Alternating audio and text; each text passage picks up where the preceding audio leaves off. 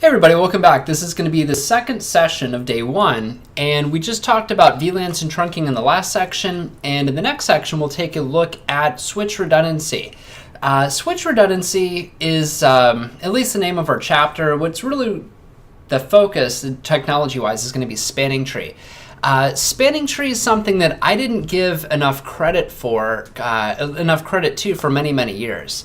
I got my CCNA back in the 90s, and I heard about spanning tree, and you go on to CCNP courses and you learn about spanning tree versus MSTP, and then kind of breaking down the differences between regular spanning tree and per VLAN spanning tree and rapid spanning tree and rapid per VLAN spanning tree, and just kind of going through all the different iterations of it. And I felt like it was just something you had to memorize for the test and not something that you really thought about much in real world. But I had, I guess I could say, the luxury of always working for shops that were entirely Cisco shops, where you plug it in and it just worked. And if you plugged in, Lord forbid you plugged in something that wasn't Cisco and it didn't work right, you point at the device, you make fun of it, and you go, well, the problem is that's not a Cisco device. And you replaced it with a Cisco device and everything worked perfectly. And that was literally like the first 10 years of my of my time spent as a network engineer. And then I got outside the shell and I started, running into, customers where their internal staff pretty much knew what was going on. But then after a merger, when they started integrating all this, I'll just call it brand X equipment from other vendors, things didn't necessarily work right. And you could point at the device and blame the device, and you knew if it was Cisco, you could put it in place and it would just work. I say that semi-sarcastically, but then at the same time, it's pretty much what I see. Not to give Cisco too much credit, but a lot of times you just put it in and it just works, and it's not because it's any better or worse than anybody else, and maybe it is, but the case that I'm making is it's what we expect. We expect it to work a certain way.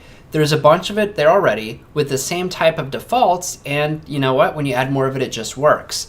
Some of the vendors that are out there, I think this is completely ridiculous and just suicidal for the vendor and for the customers. They do things like not running spanning tree by default. And what that means is that if you take a switch out of the box and you plug it into a rack and you cable it up with more than one link, it's going to completely melt down on you.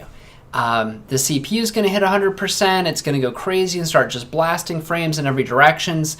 The servers that are connected are getting bombarded with so many frames that they're not responding to RDP sessions. It makes it really difficult to troubleshoot.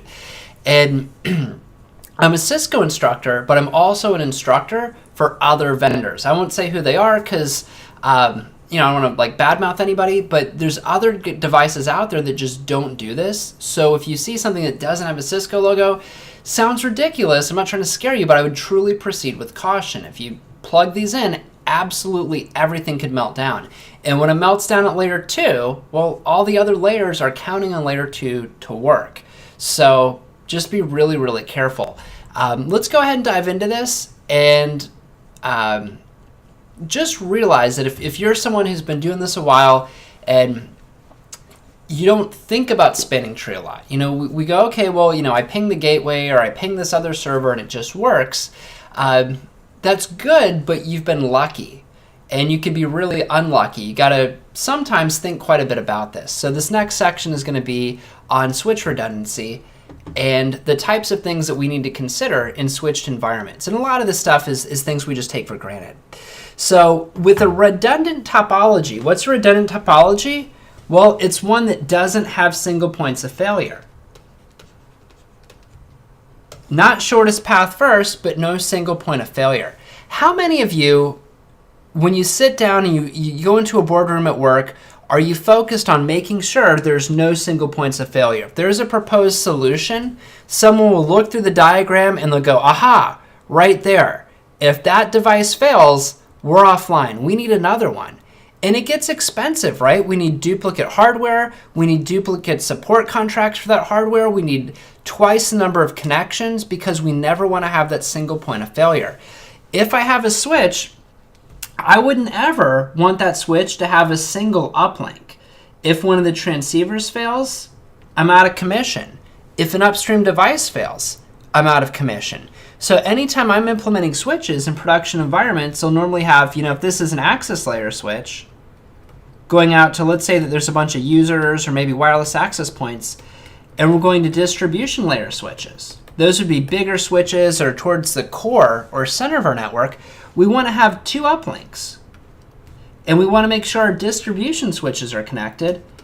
And a lot of times they'll go to core switches. Maybe these are 6500s or 6800s at the core. And you'll notice a lot of the stuff is cross-connected.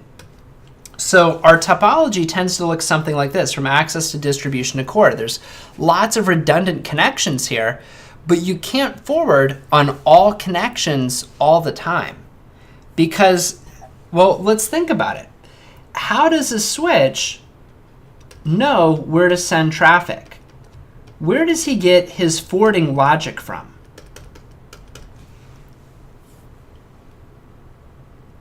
Like a router has a routing table, he learns routes through OSPF. When we look at switching operations at layer 2, where does the intelligence come from?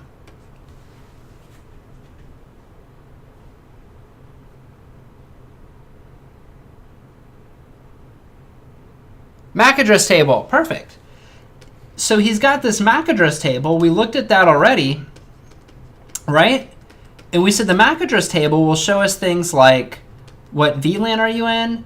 What is the MAC address? Was it learned dynamically? And on what physical interface? So maybe, some gigabit internet interface. We were working on 1015. So we see a VLAN, a MAC address, how it was learned, and then the physical interface.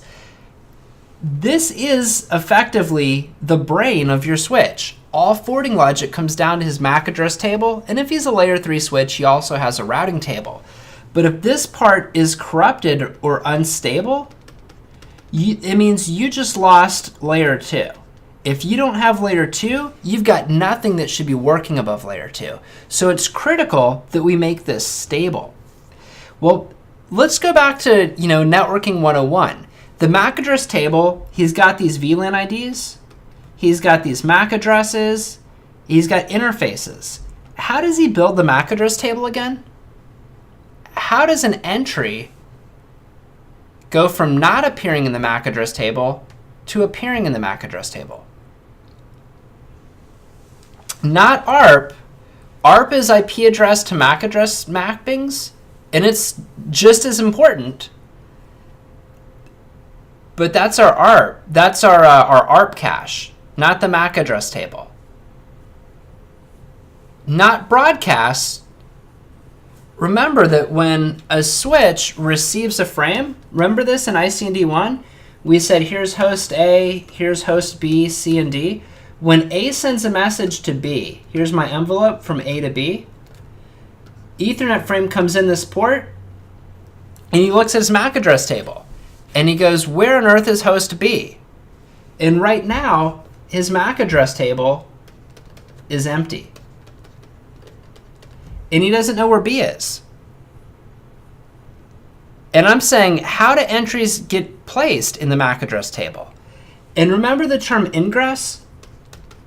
We say when a frame arrives, it does the same thing that my mailman does. I went running out there to catch the mail today, and the mailman, who I've seen like once in I've lived in my house for a year. I've seen the mailman one time.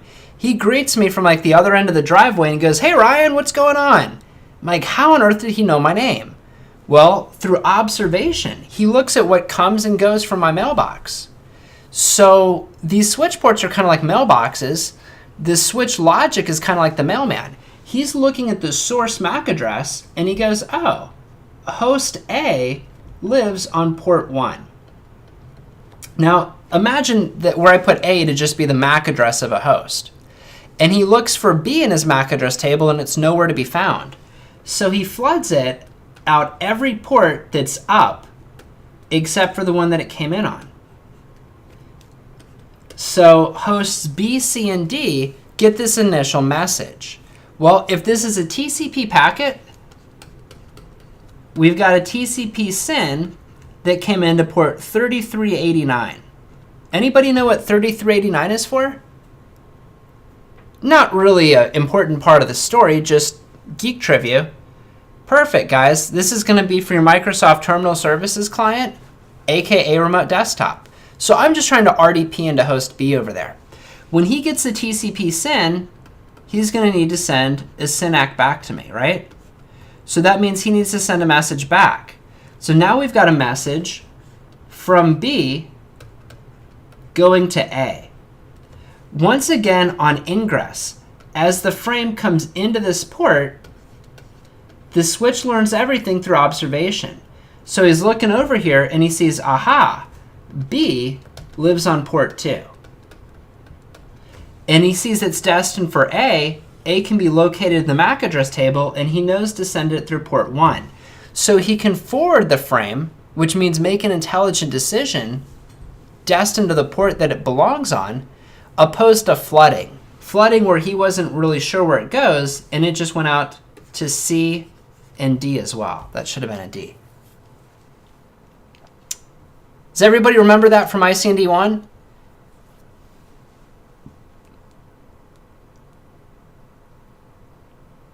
Does anybody remember it? All right, at least one person. Good. So, and if you didn't remember it from then, now you do. So what switches are doing is they've got this forwarding logic. Forwarding logic is based on the MAC address table. The MAC address table is populated on ingress. So what happens when you have a loop in your environment? This is critical. So let's say that we've got a host plugged in over here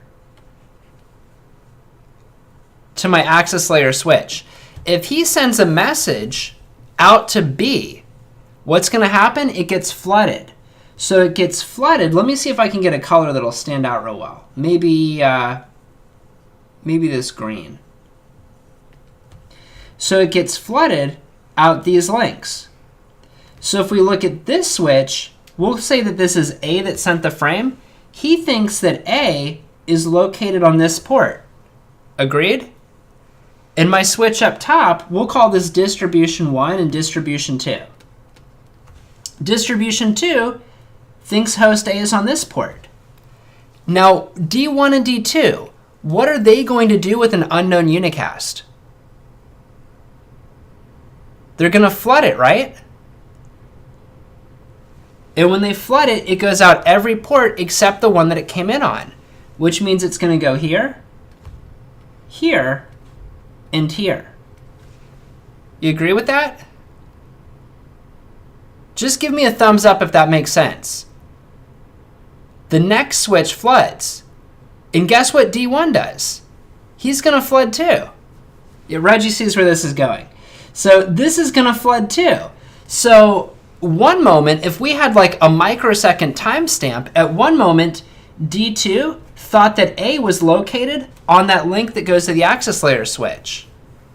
Few microseconds later, he's now reprogramming his MAC address table because he thinks host A is located over here. And I'll switch to purple. He thinks A is located over here. And then a couple microseconds later, he thinks A is located over here. So his MAC address table is unstable. He keeps learning that A is in new locations. So if he ever had a message to A, he's going to send it out a different interface. And guess what? When it came in from that 6500, if he floods to B or floods, let's say that it's just a broadcast where it's going to get sent everywhere except for where it came in, like an ARP or DHCP, he's going to send the message back over here. How crazy is that? So now our access layer switch goes host A is located off of that uplink. So what's going to happen is all the switches within the broadcast domain are going to keep changing where they think host A lives. Thing is, he's not the only user. Every time anyone does a DHCP broadcast or an ARP, those are supposed to be flooded across all links. So all the MAC address tables are going to keep changing on where they think sources are, and they're all going to be wrong. You're going to see 100% CPU utilization, or close to it, upper 90s. If you haven't seen that before, it means when you try to telnet into the switch, it's like you're on an airplane connection. Has anybody tried telnetting from an airplane or SSH? There you are in Southwest. You paid $8 for internet, Netflix isn't working, but now your boss found you on Skype. And now he wants you to check on something. So here you are SSH'd into some device from an airplane with like 40% packet loss. It's slow, it's miserable, it's the most sluggish thing. That's how this is going to feel inside of your environment. The devices won't even respond, and if they do, it's extremely, extremely slow. You enter commands, and it just thinks, and then sometimes gives you some output back, which may or may not be lost because the entire environment is unstable. You're going to see something like maybe 50% packet loss. This is not going to be subtle. Your users know things are wrong.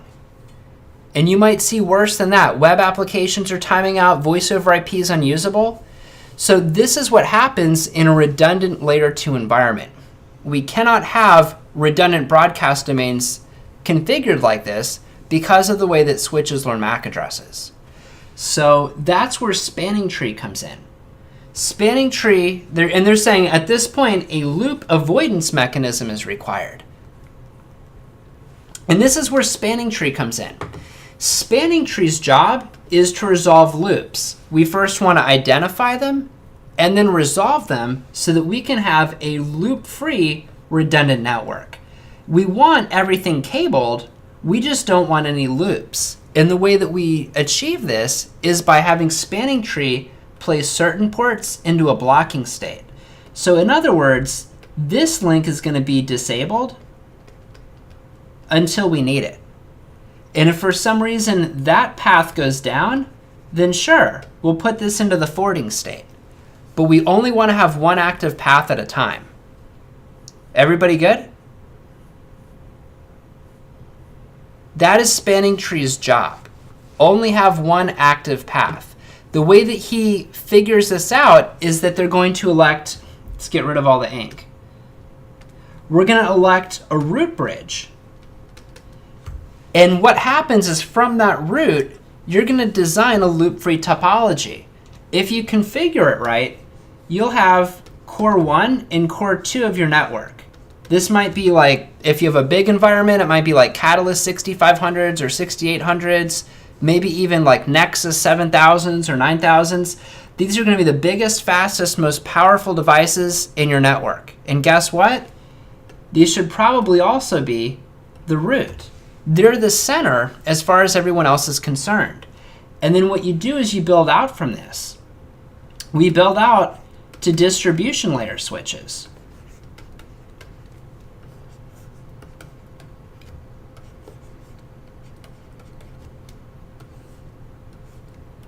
So our cabling might start to look like this. And from distribution, we start going out to access layer switches. And that's where wireless access points go. That's where users go. That's where telephones go, servers, etc. We'll go A5, A6, A7, A8. And you'd probably have a much larger network than this if you've got core and distribution than just 8 access layer switches. But you get the idea of what this starts to look like. We've got redundant connectivity to everything. Access 4 is going to these two switches. You want your distributions connected together, the cores. Look at that. It's a big spider web. So what happens is we want to elect something at the center of our network to be the root bridge. Does anybody know how to make a switch become the root bridge? There's an election process, and we want to rig up the election. And for my fellow Floridians, you know about rigging elections, right? that's why our state has some problems with the math. So we can rig this election by lowering the priority. So what happens is we're sending bridge protocol data units. We're sending these every 2 seconds. It's an announcement that says, hey, I'm running spanning tree, what's going on? When you send BPDUs, it includes something called a bridge ID. And the bridge ID is used during the election process. The lower the value, the better you look. So what is a bridge ID exactly? Well, it's made up of the switch's priority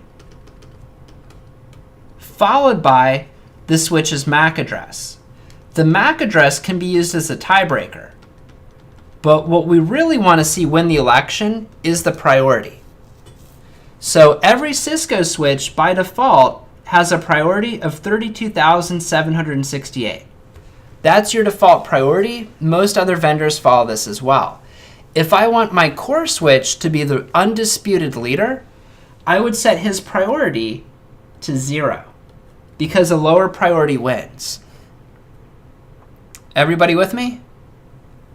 So what happens is they start sending out these BPDUs, they start talking to each other, and they go, oh, sweet, your priority is 0, you should totally be the root of spanning tree, which means everyone else is going to calculate the fastest way to get to the root. What that winds up looking like, and we'll just do this with a green highlighter, is that this link would be used, and this link would be used.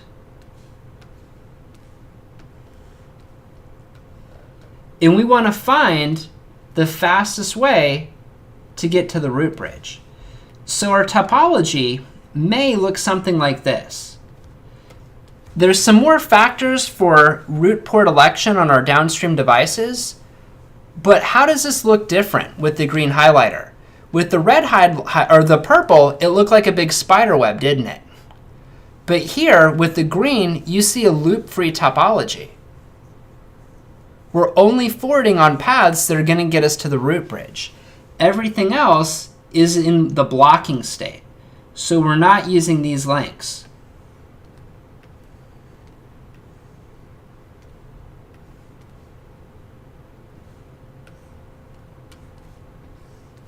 How do you guys feel about that? Other than the fact that if you paid for expensive 10 gig GBICs, you feel like you just wasted a lot of money. So the red would be our blocking links. The green is what we're forwarding on. Is everybody 100%? I ask that because we're going to go a little bit lower each time. We're going to peel back a layer and dig a little bit deeper. Everybody, lots of thumbs up. Okay, good deal. So that's what happens with spanning tree. We've got a loop-free topology. I can ping everything that I want. There's so much more to the story. I've taught 5-day classes on just spanning tree. And it was like a good time. It was like all the nuances and all the details and what if scenarios. But this is what spanning tree does. It finds a loop-free path, and we control it as administrators here. This is the key. Let me get a orange. Selecting your root bridge. What happens if you don't manually lower one of your switches to be the root bridge? Everybody's going to have a priority of 32,768, which means you use the MAC address as a tiebreaker. How do you, as a network administrator, how do you want the root to be defined? Do you want to go in there and say, okay, logically, this is what our network looks like, strategically centralize our root on the fastest, most stable switch in the environment? Or, what the heck, let it do a tiebreaker. If you have it set up as a tiebreaker, this is the danger. And I'll show you this, and I hope you can appreciate it. I have a customer that has, and I'll draw it out real quick. They've got Nexus 7000s, and I apologize if you've seen me tell this story before, but this is a big deal. Nexus 7000s, they paid over $100,000 a piece for these two switches. Between the two Nexus 7000s, we bundled 4 10 gigabit per second ports and put them into a port channel. So this is seen as basically one 40 gigabit per second path. That goes to distribution switches. Distribution goes to access. You get the idea. They didn't set a root bridge. And you may see where this is going. Who wins the election as the root? The device with the lowest bridge ID. Once again, it's priority followed by the MAC address. If you don't set the priority, everybody's 32,768. So what's the tiebreaker? the MAC. Why am I putting exclamation marks? Because it's the lowest MAC. Here's a thing you may or may not know about MAC addresses. A MAC address is 48 bits, right? First 24 bits we say are the OUI. The last 24 bits are just unique. These are assigned by the vendor to that NIC. Here's where things get crazy. The OUI, these 24 bits, they're being assigned by the IEEE to vendors. So if Eric and I want to go into the switch business tomorrow, we would go to the IEEE and we would register an OUI. If we want to make anything that has an Ethernet address, I need to get a 24-bit prefix assigned. You guys with me?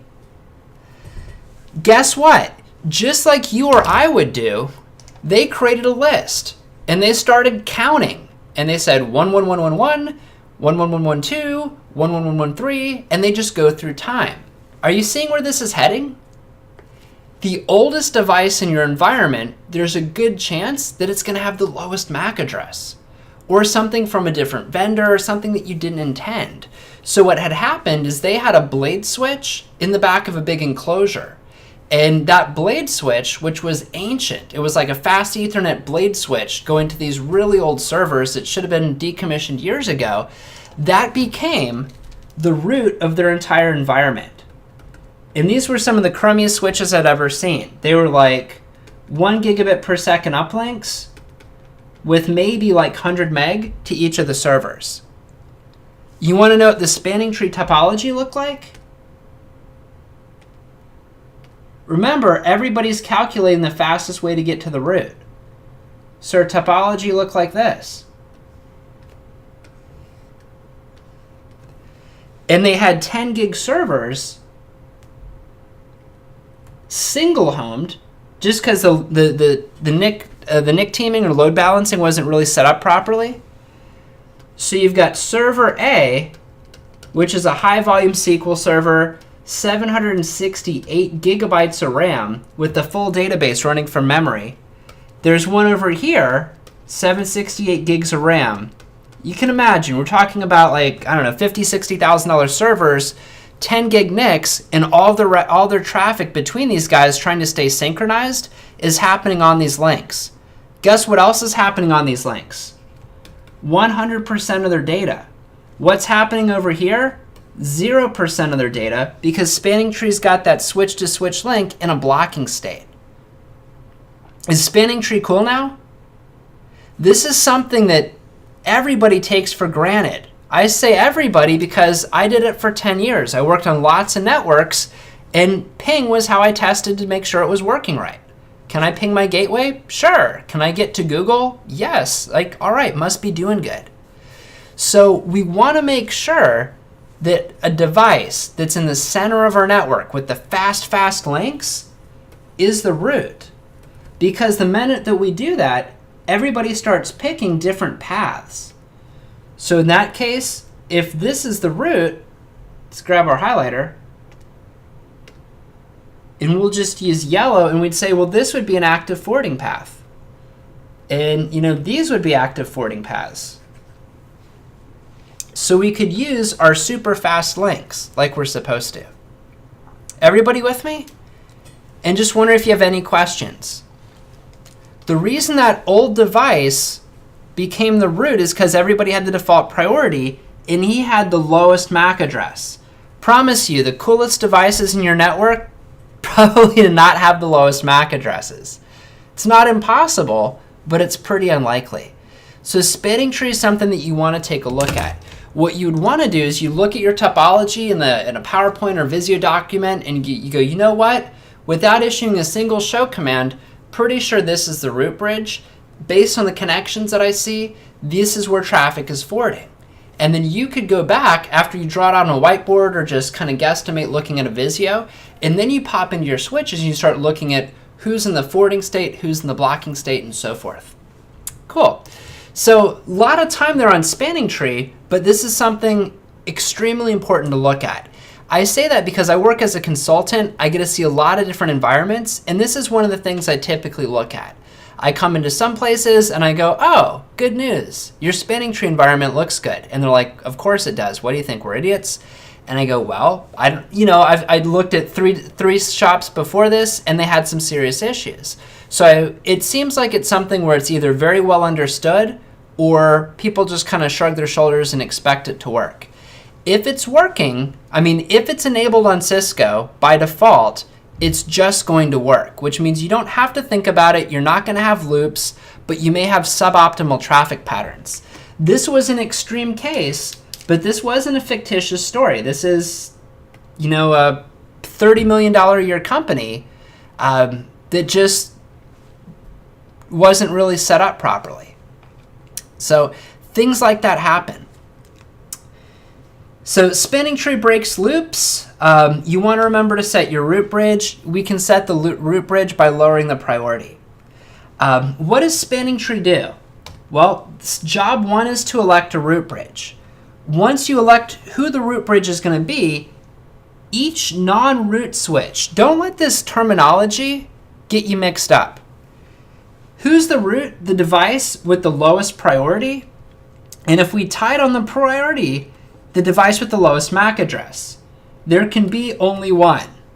Kind of like, what is it, Highlander? There can only be one root bridge. Now, everybody who is a non-root switch, what is that? It's everybody who's not the root bridge, which means all others. Every other switch needs to figure out what their root port is. So root port is kind of a confusing term. It's the port that gets you to the root bridge. I think it's confusing because the only switch in the environment that doesn't have root ports is the root switch. And for years, that just didn't sit right with me. I'm like, he's a root switch. How does he not have root ports? Well, your downstream switch over here, he has a root port. It's the port that gets him to the root bridge. The other end of this wire is called the designated port. I remember that as down port, kind of like a downspout. So over here, we've got a designated port and a root port. If you connect to another switch, the relationship remains the same. This is a down port going down away from the root. This is a root port getting you to the root. You guys following that okay? If I put one over here and it was only cabled like that, that would be his root port. That would be the down port because it's going away from the path that gets us to the root bridge. Any questions? Designated port for each segment, each piece of wire goes, okay, how do we get to the root? And then when you see a loop like this, we go, okay, well, this path should not be utilized. So we take ports and we transition to a blocking state if we shouldn't use them and transition to a forwarding state if we should. This is what spanning tree does for you behind the scenes. So again, we elect the root bridge based on the lowest bridge ID. Bridge ID is a combination of priority and MAC address. It says here that switch B won. I don't know if I trust this. Why did switch B win? Doesn't it have the same priority as switch A?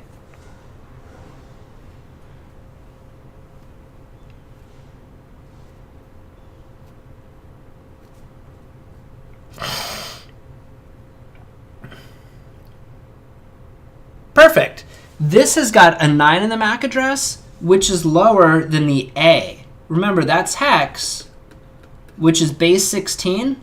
A is 10, B is 11, C is 12, D is 13, E is 14, F is 15. And then if it goes any higher, you put a 1 in the next space. So that's a lower MAC address. So if the default priority is 32,768, this guy's at 28,672. What on earth was the administrator thinking? Why did he bother lowering the priority if that guy couldn't win?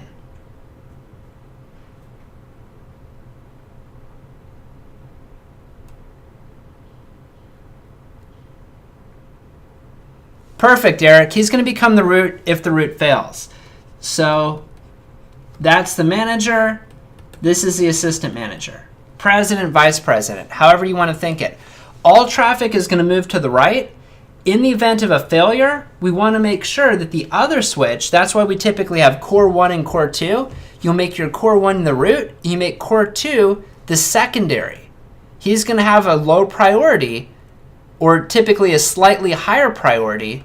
So maybe I do something like 0 here, if I wanted that to be the root, and a 1 here. And you'll see that the number's not 0 and 1. It'll be a multiple of 4092 or 4096. But the command will be priority 1, priority 2, priority 3, and then it'll go up in increments of 4000. So that's why we adjust that priority. So we go to the switch that we want to make it the root, we lower the priority. We go to our backup root and we do one just a little bit different, just a little higher. Step 2, elect a root port for each non-root switch. So this is our root bridge. Every port is going to be a down port. The other side is a root port, and root port. So far, so good? Once you know who your root port is, then we can figure out where not to send traffic. So they're just showing us designated ports and root ports. Here's where we go into the blocking state or the forwarding state. Blocking state, forwarding state.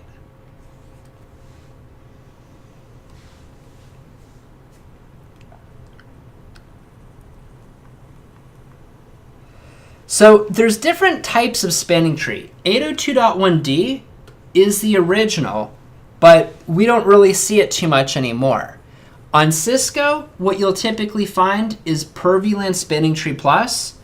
On non-Cisco, you'll find one that's called MSTP. This is kind of like the open standard to what Cisco does, but Cisco can run this as well. So 802.1d had a single spanning tree, one spanning tree for your entire network. So let's talk about what that looked like. Here's core 1, here's core 2. We got 10 gigabit per second links. Let's say that we used 6800 series switches here. And we've got 4 distribution switches that are 4500 series switches. Still modular. And we've got our 10 gig uplinks, just like that. And then to our access layer switches,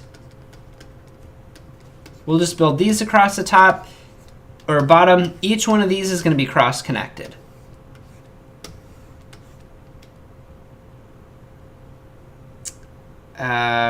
Good. I think everybody's cross-connected. All right, fair enough. So what would happen here is you'd wind up building one path and then not forwarding anything over the other path.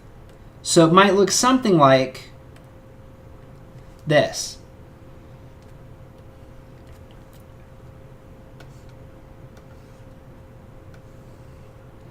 And all those other links that you see are no longer being utilized.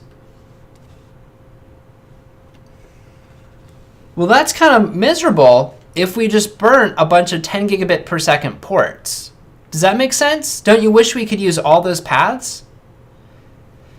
So that's why no one really uses the traditional 802.1d spanning tree.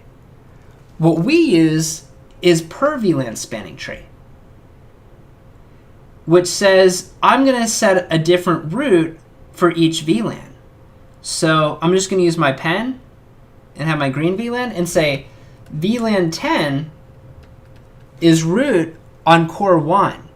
But I went to core 2 and I said I want core 2 to be the root for VLAN 20.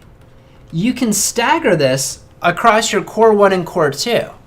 And what that makes us do is if you've got a host, if we've got a host here on VLAN 20, his traffic is going to use different links. This is called per VLAN spanning tree. So we can use alternate paths that are going to get us to core 2. Well, maybe we didn't need that right there, but you get the idea, right? So you can utilize different links. If you've got multiple 10 gigabit per second ports, we can use all of them. And then, of course, you've got a link between the two switches here that's going to have core 1 and core 2 being carried. How do you guys feel about that? Pretty comfortable? Or did I lose anyone? We've got the same physical topology, right? So Eric says good. Michael says good. Concept is there, just a lot to take in. Good, okay. So we want to construct a loop-free topology. How do we do it? We pick who the root is, and we forward all of our links there. And we go, wait a minute, we've got a redundant topology. I go from my access layer to 2 distribution layer switches, from my distribution layer switch to 2 core switches. It's a little bit ugly with all the lines I've got going behind me. And maybe some of them have got 3 connections, like my 3rd access layer switch right here has got 3 connections. It's a little ugly, probably wouldn't do it like that. But the fact remains, right? We've got multiple links, and I could have 4 uplinks from every access layer switch. Well, with spanning tree, if you've got 4 paths to get somewhere, and it's part of a loop, he's going to block 3 of those links.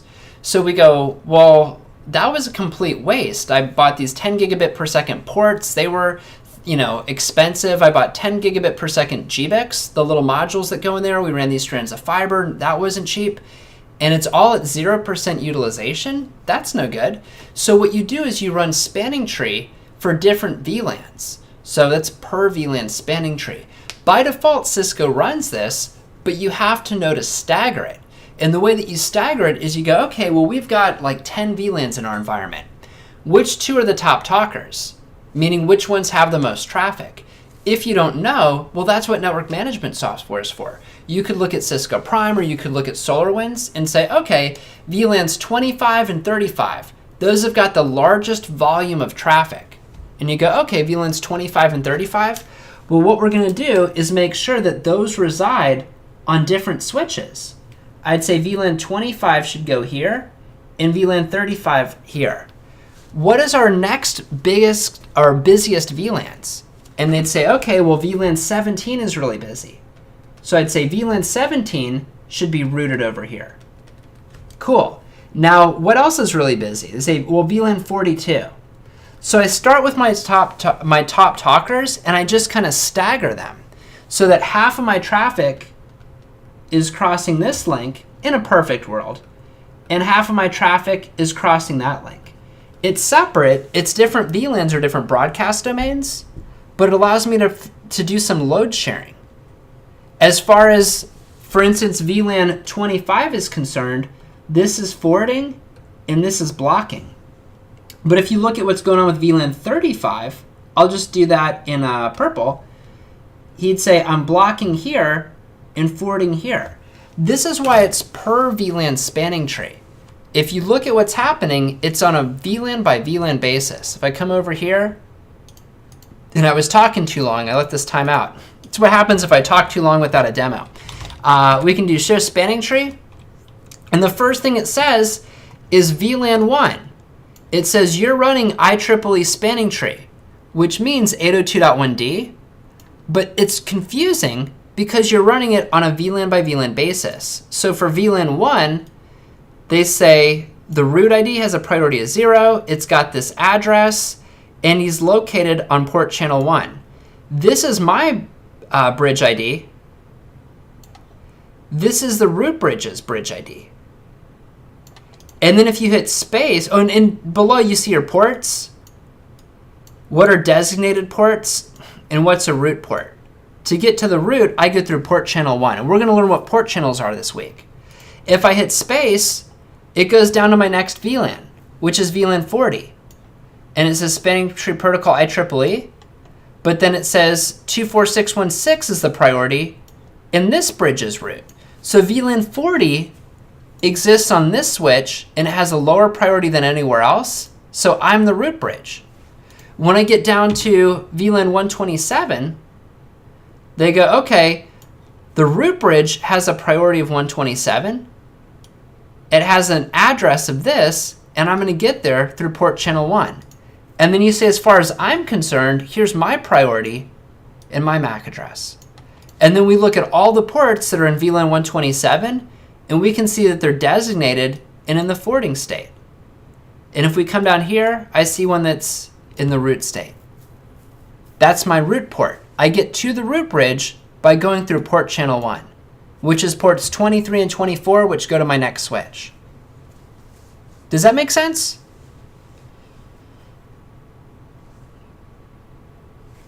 We've got multiple VLANs running. It's very cool. And each VLAN has a separate spanning tree process. Now, a lot of customers don't know to stagger them. Could you put 100% of your VLANs on this switch as root? Sure, it'd be easy, but then these links over here, I'll go into core 2, would all be in the blocking state. So we facilitate load sharing by figuring out who our top talkers are, and we stagger them, one on the left, one on the right. I go, who are my biggest VLANs? Make a list of your top 10. And you go, okay, VLAN 10 over there, 20 here, 30 there, 40 here. And you just split them, 5 and 5.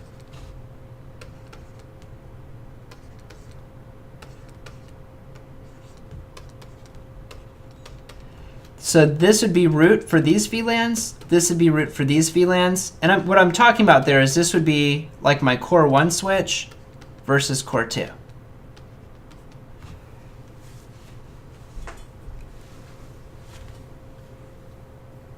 All right, so let's get back to the slides. Different implementations of spanning tree. PVST is what you're running by default, but it's not configured properly by default. It needs you. Spanning tree is not real fast to converge. The time varies, but the textbook definition is typically about 50 seconds to transition to from the blocking to listening to learning to forwarding state. You're looking at about 50 seconds. 802.1W, and it's dumb the way that I remember this, but I think of this W as WAPID, like Elmer Fudd, WAPID spanning tree. Sounds dumb, but you shouldn't forget it. WAPID 802.1W improves the convergence time over the original by adding roles in ports. In other words, what it does is it says when you're going through all your calculations, pick a master port that you're going to forward over and pick up a backup. And should your primary port ever fail, we'll switch over to that backup and we can converge much, much faster. That's why they call this rapid spanning tree. Once again, this is an IEEE standard. So this is something that everybody can support. Cisco says that's pretty cool that you can do it fast. We're still going to do it on a per VLAN basis. So per VLAN spanning tree runs the old, slow 802.1d. This is what everybody does by default. You could make it move faster by moving to PVST. So what I could do is I could come over here and say config T, spanning tree mode, and if you question mark, PVST is what you run by default, but you could change it to MSTP if I want to interoperate with other brands. I should run MSTP. Or if you want to do the new faster one, do rapid PVST.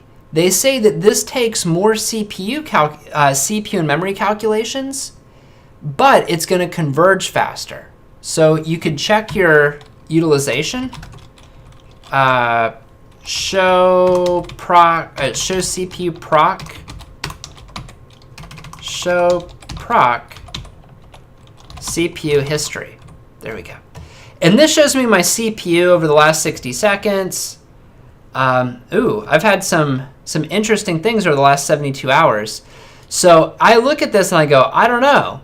I've had some crazy stuff happening. I might want to get everything sorted out and figure out why I've got these surges in CPU utilization. Maybe, maybe it's a feature that I have enabled that's really taxing the CPU. So this is something I might want to explore. I don't like these peaks here. So this is something I might explore before I turn on rapid spanning tree, because it'll use more resources, and I look and my resources are already getting kind of dangerous. It's about once every 12 to 15 hours or so. So looking at types of spanning tree, these are the various types on the left. You can see whether it's a standard or not. And here where they're saying resources needed, the reason this is high resources is because you're not running rapid spanning tree one time. You're running it one time per VLAN, right? It's per VLAN spanning tree. So if you've got 50 VLANs, think of it as stp.exe in memory 50 times, right? That's not what it's really called, but that's basically what you're doing. If you were to put a sniffer on the wire, you would see that every 2 seconds, you're sending out 1 BPDU, 1 bridge protocol data unit per VLAN, which makes it 50 messages every 2 seconds. So PVST is higher utilization than the standards, but it allows us to make very, very controlled forwarding decisions. Sound good?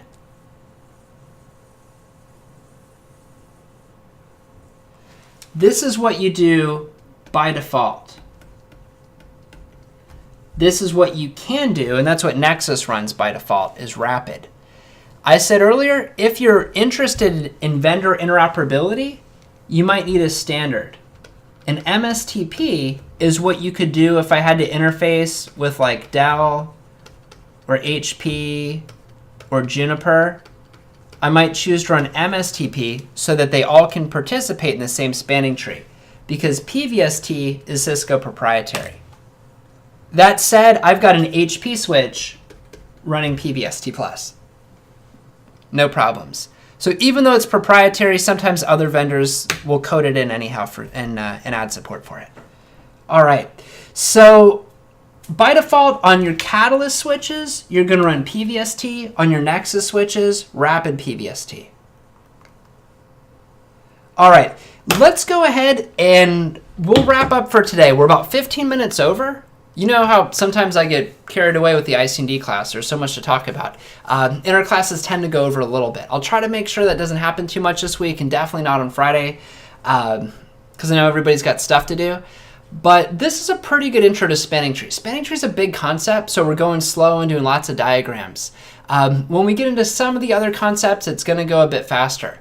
When we come back in tomorrow, we're going to review this. So as always, if you've got your courseware, it might be something you want to review tonight so that you can come back tomorrow and ask good questions. But we're going to step into this tomorrow and start looking at doing that load balancing one more time.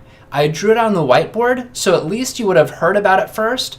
We talked about a customer scenario where they had the 2 Nexus 7Ks that were blocking on the 40 gig path between them and forwarding on all these southbound ports that were really crummy, causing lots of congestion and poor network performance. So we can appreciate that it's important.